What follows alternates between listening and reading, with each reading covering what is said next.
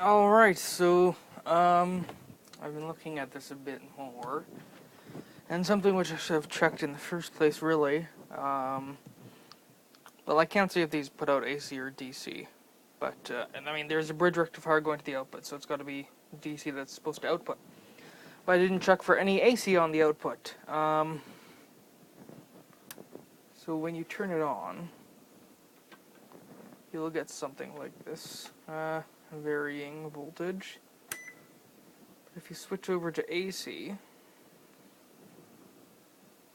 you get sort of what you would expect to see being rectified into DC. Rectification, from what I've seen in my experience, usually is sort of a little bit more. No, wait, or am I thinking double? I'm not really sure. I'm tired. But yeah, so you're getting a decent amount of AC as well, and if you go to AC plus DC, you get that 26 volts, which we are seeing it peak all the way up to. And if we go all the way up to the extreme on this power supply, you see we get this very annoying voltage, which changes a lot. If you switch on over to AC, you get 328 volts or so, or AC plus DC, true RMS, and just AC you get 100 and I think it's 47. It's sort of stable around, yeah, 147 volts. So I'm thinking maybe sticking a diode across the output would help with that. There isn't one in the design though on the board.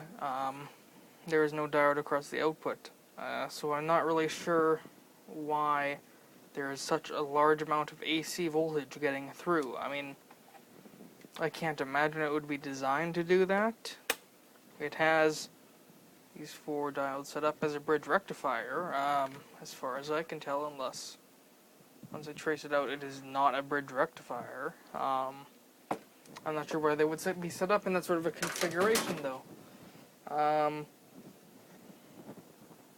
So yeah, it's pretty strange, but maybe just a diode across the output would work. Maybe just one of these like N004 diodes would solve this, although there would probably still be some noise coming through.